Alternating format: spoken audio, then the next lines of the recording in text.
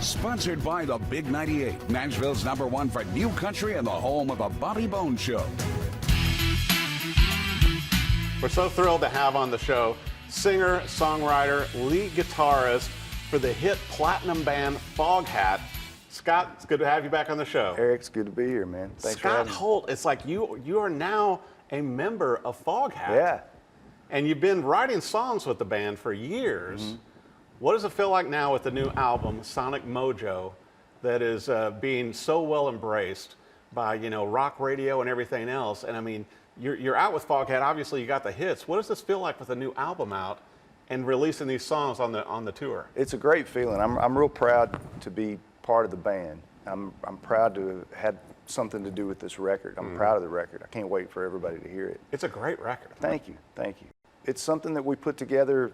Roger is obviously the leader of the band, and so everything's kind of his guidance. But we all got together. We picked the songs out. We wrote the songs, the originals that we wrote. Kim Simmons from Savoy Brown wrote us some songs. And I was going to talk about my favorite song on the album. Yeah. That Kim wrote before he passed away. Right.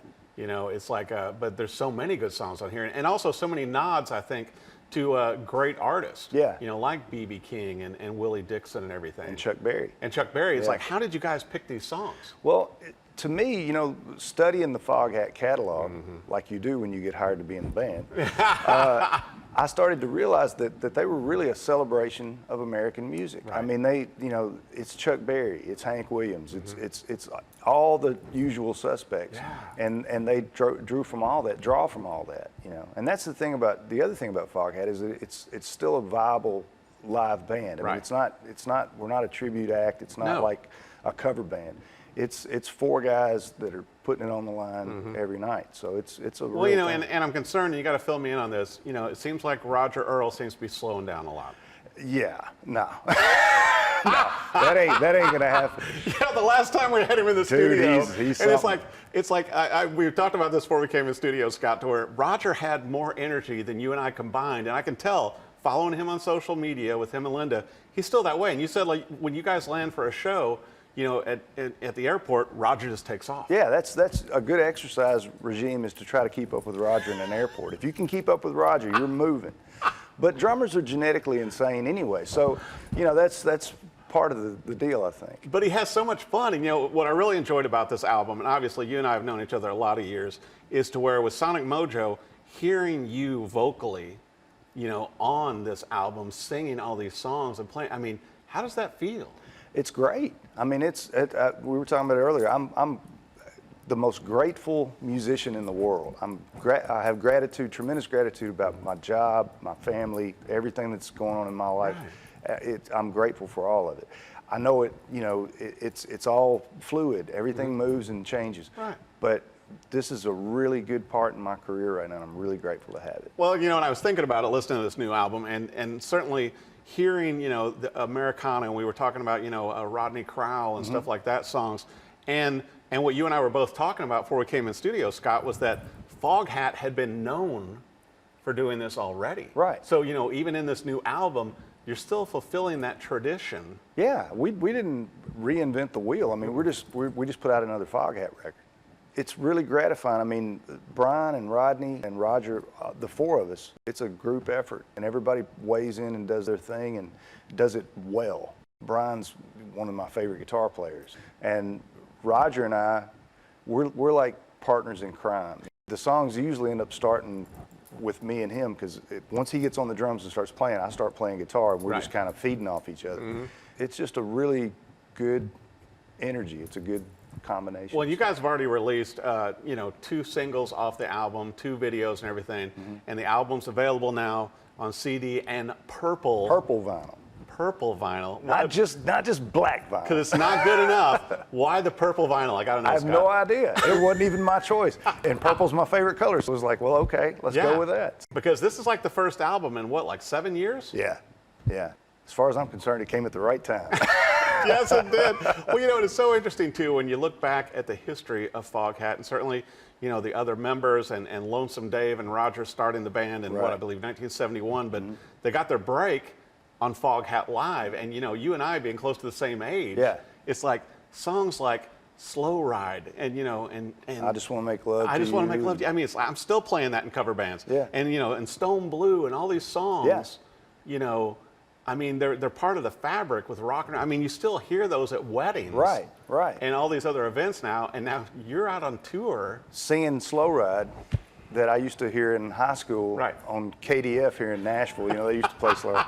So yeah, and hearing those songs and then singing them and turning around and looking, and there's Roger playing drums, and Roger was the one that taught me how to play the intro to Slow Ride, because you're a guitar player, so you'd understand it's on the offbeat. Oh my the guitar gosh. comes on the odd I beat. mean, it's a total different mindset. So still to this day, the only way I can play the intro correctly is I have to watch Roger. Right. Because he taught me, he said, when the sticks are up, that's when you hit, and when I hit, it's the offbeat. That's almost like when you do reggae music, and I always have to nod my head backwards. Yeah. And that's the only way I can do reggae music.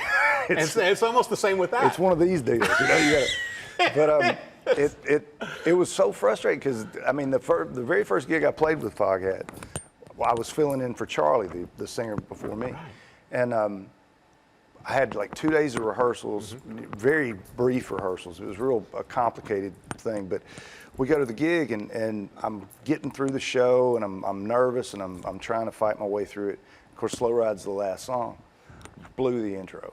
Blew it so bad. As a musician, sometimes you get in a hole, you can kind of work your way out of it. Oh no, this was so not savable. But you know what? Somehow with those train wrecks, when they're epic like that, you learn from them. Oh, I learned. I mean, but it's like trial by fire. I learned that I didn't know how to play Slow Ride, and that I should learn how to play Slow Ride. So I got it, but it was a horrifying. Because if you're going to moment. mess up on a song for Foghat, please don't let it be Slow Ride. don't let it be Slow Ride. No. But it was what it was. I lived through it. Yeah. I didn't get my knees skin up or anything. Yeah, so but okay. but you're such an incredible musician, and certainly with your solo work and everything you've done, and some of our viewers may not realize that you cut your teeth and learned to be the great musician you are today by working with people like Buddy Guy. Mm-hmm. Buddy taught me everything. And and Buddy is kind of we've heard in the retirement phase in theory. Yeah. But well, but you were touring overseas with Buddy early in your career. Yeah, that was my first gig, was playing with Buddy, and he taught me everything. But you talked about Buddy retiring. I think Buddy's retiring like musicians retire, which is we don't really retire, because you can't, what are you going to do? Yeah. I told him when I heard that he was doing his farewell tour, I called him up and said, what are you going to do, go fishing every day or something? So, I mean, he's one of my best friends. I mean, he taught me everything. Right. I'd never been away from home before, never been in a band. Yeah. I tell people all the time, they say, well, what did you learn from Buddy? I said, I learned how to order in a Chinese restaurant. I learned how to check into a hotel. I learned how to, pay my phone bill. I learned everything from it. He's been a mentor to you. Yeah, and he still is. I talked to him a couple of days ago, and he's doing good.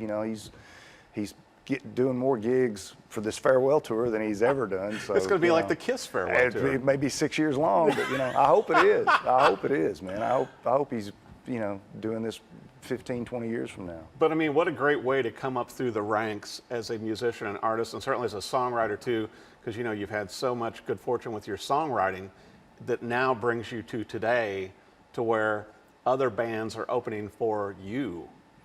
You know, with Foghat, and also, as I mentioned too, they got to work on the UK and European tours for Foghat. I know. We need to get back to Europe. You got to go back. Got to do that, man. I haven't been to Europe in quite a while, but it would be fun to go back. And this band, the way they sound right now, it's my favorite band. I mean, if I wasn't in the band and I just heard them, I would be like, wow, these guys are cooking. Because, I mean, everybody's playing at the top of their game. Everybody enjoys it. Right. Everybody gets along. Yeah. You've been in bands. Oh, yeah. That's a rarity. You've got to get along. I mean, it's got, especially when you're traveling together. Yeah. Because you're traveling together more than you're playing. Exactly. But I've been in bands where we didn't so much like each other, or somebody didn't like somebody else, and it makes it, that's a job. That's when you're working. I haven't really had a job for 30 years. I've been playing music, I've just been lucky somebody's giving me money for it. Which is a great gig, yeah. I mean, who can complain about that, Scott? I can't. I don't. But you know, very it's grateful. like it's got to be tough though. You know, with you singing now, and your voice I think sounds better than ever on this new album with thank Sonic you. Mojo. Thank you. But it's like, you know, with that catalog of Foghat songs, and then also introducing some of these new songs in, which I think are really going to grab people. How do you select those songs? I mean, how does the set list work? Oh, that's the other thing. See, so you know, Foghat's 17 albums at this point, Yeah. and all classic, great songs. So we're trying to put a set together, and you know, we have this much time that we can play. And they say, okay, well, we're going to take this song out. Oh, but I like that song. Well, okay, well, we'll take this one out. Oh, but I like that one too. I told Roger one day we were wrestling over this thing, and I said, it's your fault. You've just got too many good songs. You know? Right. If you only had like 2, we wouldn't have any problem at all. But You guys could do like the Jack White thing, you know, when he had the 2 different bands. Yeah. And it was like an all-female or an all-male band, and Right. depending on what he had for breakfast, Yeah, that that was the determined band. which band that night. You Yeah. guys could do that. We could do that, with the yeah. set list. Yeah, you know, we depending could. on what Roger eats in the morning, yeah, that's what we're going to or do. at what speed he is walking. Well, that's always going to be fast.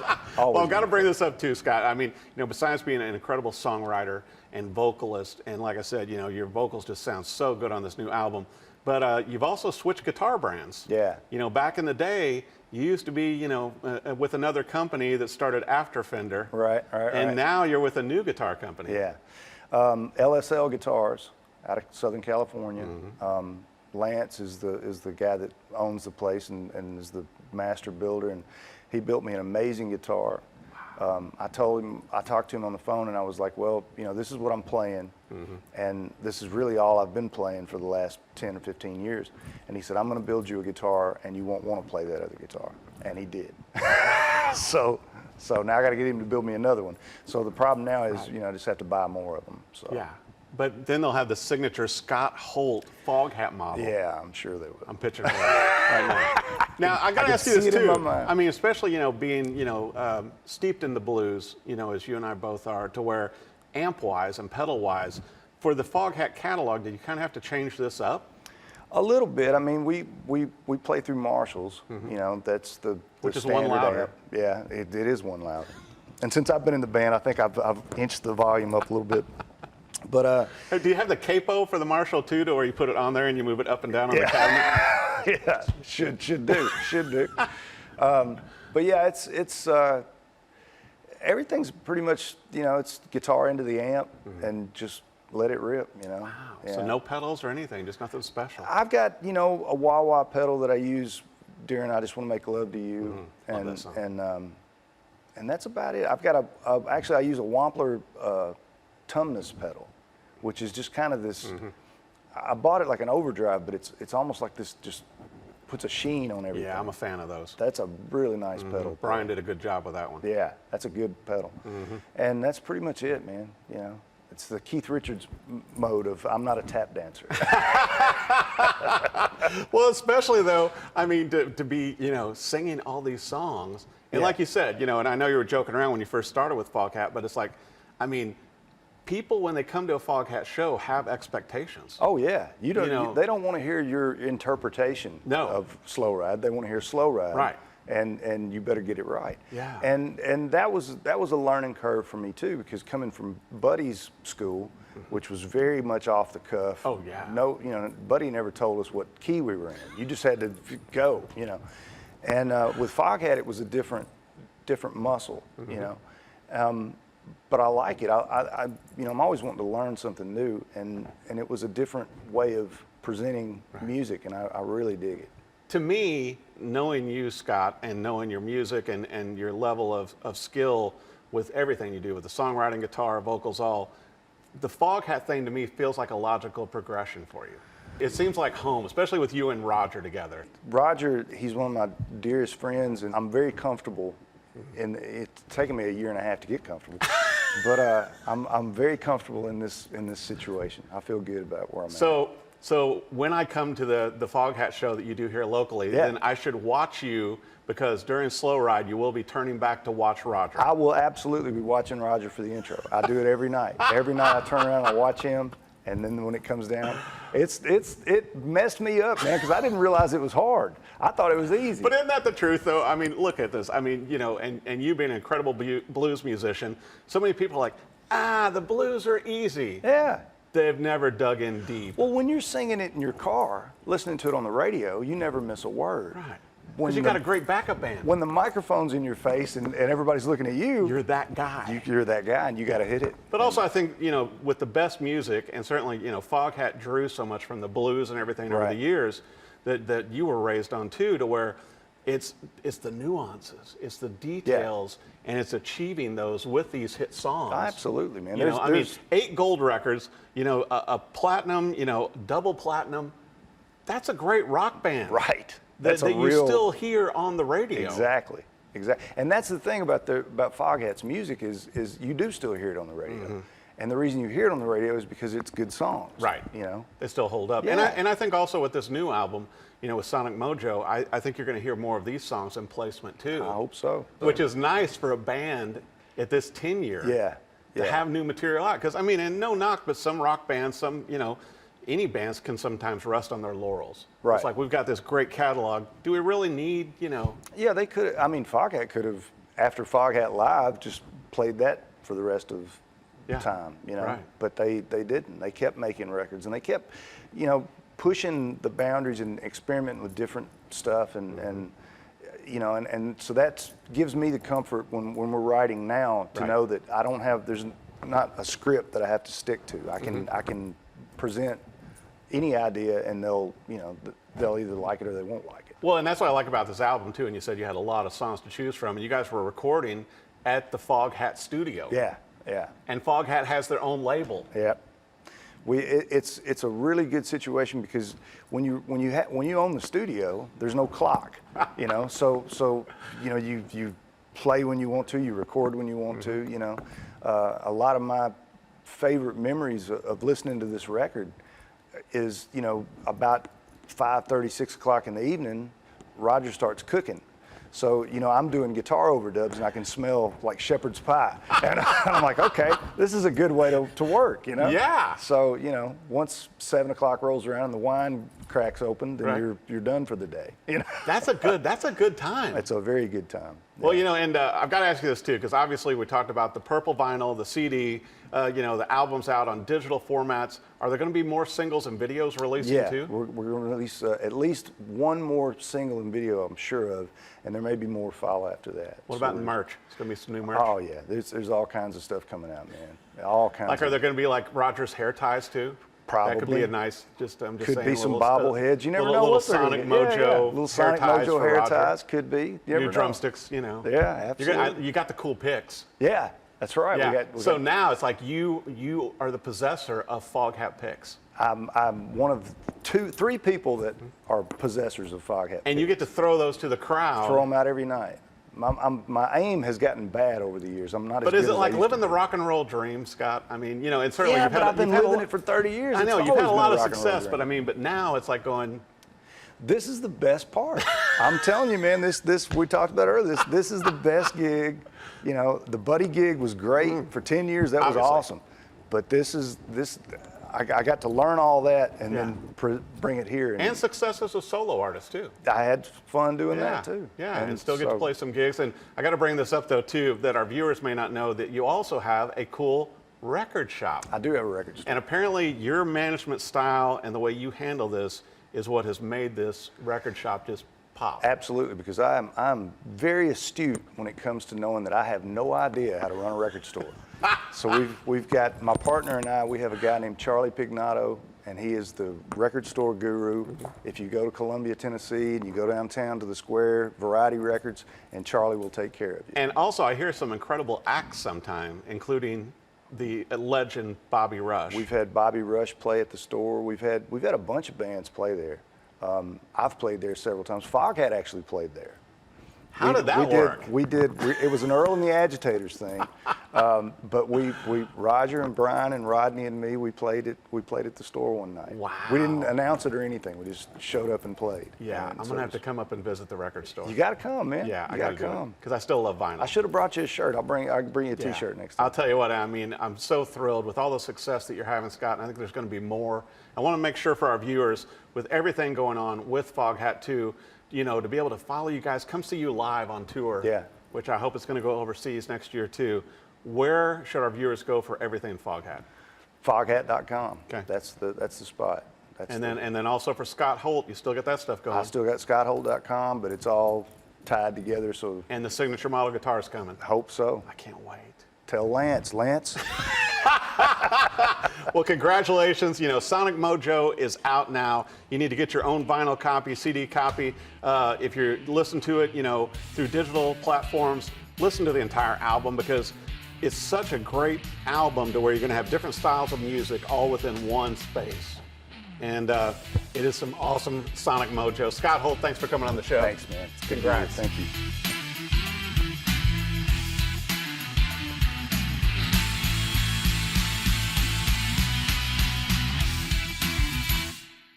Sponsored by the Big 98, Nashville's #1 for new country and the home of the Bobby Bones Show.